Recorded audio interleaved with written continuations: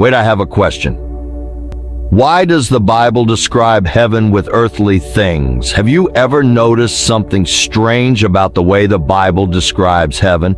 Think about it. A city with streets of gold, gates made from pearls, a river, a tree of life, precious stones, light everywhere. It sounds beautiful, but there's something that doesn't quite make sense. If heaven is a spiritual and perfect reality, why does the Bible describe it using things we already know on earth? Why gold? Why pearls? Why trees? Why a river? Why a city? Did the writers of the Bible actually see heaven, or were they trying to describe something beyond human understanding using the only language they had? That's where things get interesting. Let's start with one of the most famous descriptions.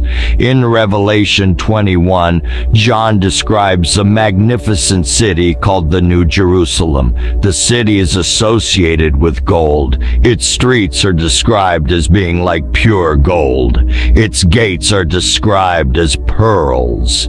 And its foundations are decorated with precious stones. Now, stop for a second.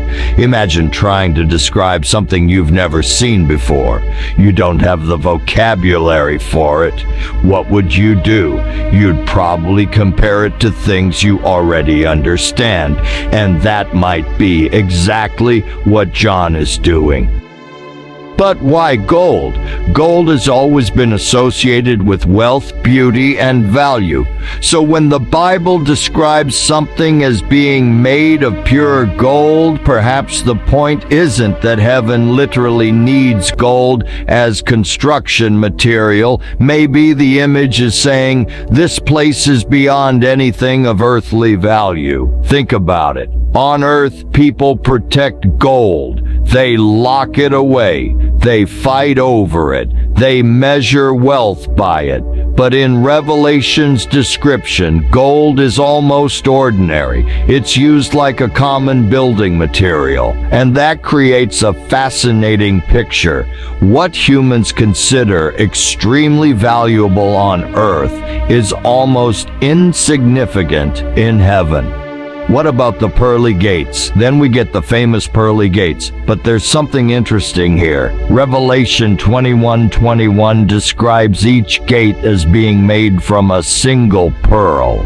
That's an enormous image. But ask yourself, would the point really be to give us an architectural blueprint for heaven? Or is John trying to communicate something through symbolism? A pearl represents something precious and beautiful, so perhaps the image is less about construction and more about value, beauty, and perfection. Now things get even more interesting. In Revelation 22, John sees a river of the water of life flowing from the throne of God, and beside the river is the tree of life. Wait, a river? A tree? Why would heaven need those things? Especially if heaven is supposed to be completely different from earth. This is where the Bible's imagery becomes fascinating. The tree of life.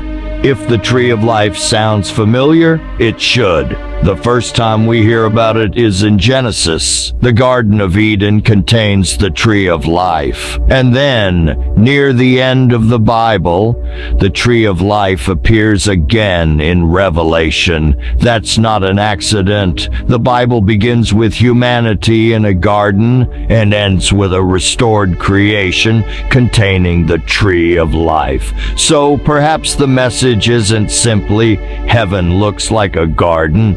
Perhaps it's what was lost in Genesis will eventually be restored. That's a much bigger idea. So is heaven actually physical? Now we reach the difficult part. Different Christian traditions interpret these descriptions differently. Some understand the New Jerusalem and its imagery as describing a real future reality.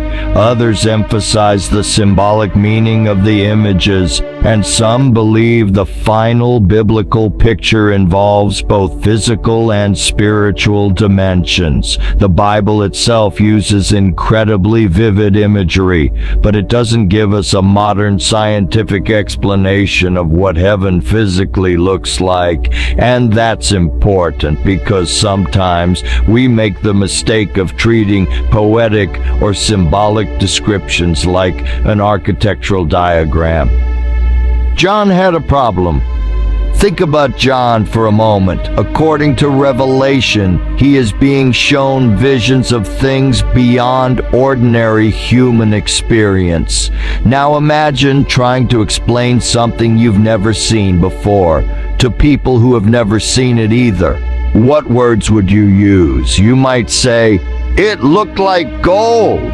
It was like a crystal. There was something like a river. It was like a city." Notice something. The language often sounds like comparison, like as similar to.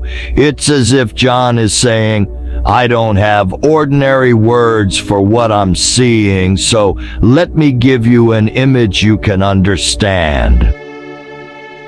But here's the big question. If heaven is truly beyond our world, can human language even describe it accurately? Think about trying to explain color to someone who has never been able to see.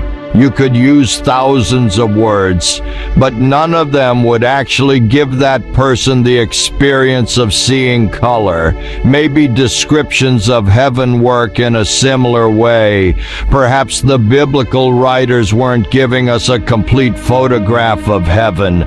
Perhaps they were giving us a glimpse, an image, a way for humans to imagine something they cannot fully comprehend. Why use earthly things at all? There's another possibility. Maybe the Bible isn't trying to say that heaven is completely disconnected from earth. Look at the final chapters of Revelation. The story doesn't simply end with humans escaping earth and going somewhere else forever. Instead, Revelation describes a new heaven and a new earth, and the new Jerusalem comes down from heaven. That's interesting. The final biblical picture is not simply earth disappears, humans go to heaven. The end, it's much more complicated. It presents a picture of renewal and restoration, almost as if creation itself is being made new. The bigger connection, think back to the Garden of Eden. There was a river, there were trees, there was the tree of life. Humanity lived in God's presence. Then something went wrong. Fast forward to Revelation. There's a river again. There's the tree of life again. And humanity is once again presented with God's presence. Do you see the connection? The Bible may be deliberately creating a circle. Creation to fall to redemption to restoration. What was lost is restored, what was broken is repaired, and what began in a garden ends in a renewed creation. So what does heaven actually look like? Here's the honest answer. We don't know. The Bible gives us powerful descriptions, but it doesn't give us enough information to produce a literal photograph of heaven. Maybe the streets really are gold. Maybe the imagery is symbolic. Maybe there's a reality beyond both of those interpretations. We simply don't have enough information to know with certainty, and that's okay, because perhaps the point of these descriptions isn't to answer every architectural question. Perhaps the point is to communicate something much deeper: God's presence, perfection, life, restoration, a world without the brokenness we experience now. The question I want you to think about: Here's something I've always found fascinating. If the writers of the Bible were trying to describe something completely beyond human experience, what if they couldn't possibly describe it without using earthly things? Maybe gold isn't literally the point. Maybe the point is that heaven is more valuable than anything we know.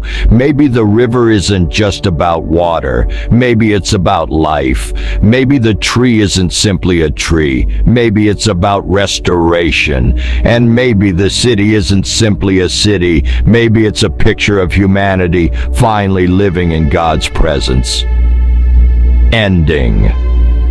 So, why does the Bible describe heaven using things from earth? Maybe because those were the only images humans could understand. Or maybe the biblical writers were describing a future reality that combines something familiar with something completely beyond our experience. We don't have all the answers, and perhaps that's what makes the question so fascinating, because when you really think about it, if heaven is truly beyond our world, how could anyone describe what it looks like using words from our world? What do you think? Do you believe the gold, pearls, river, and tree are literal, symbolic, or a mixture of both? Tell me what you think in the comments. This is the Thinker's Lens, where we don't just tell the story, we question what lies behind it.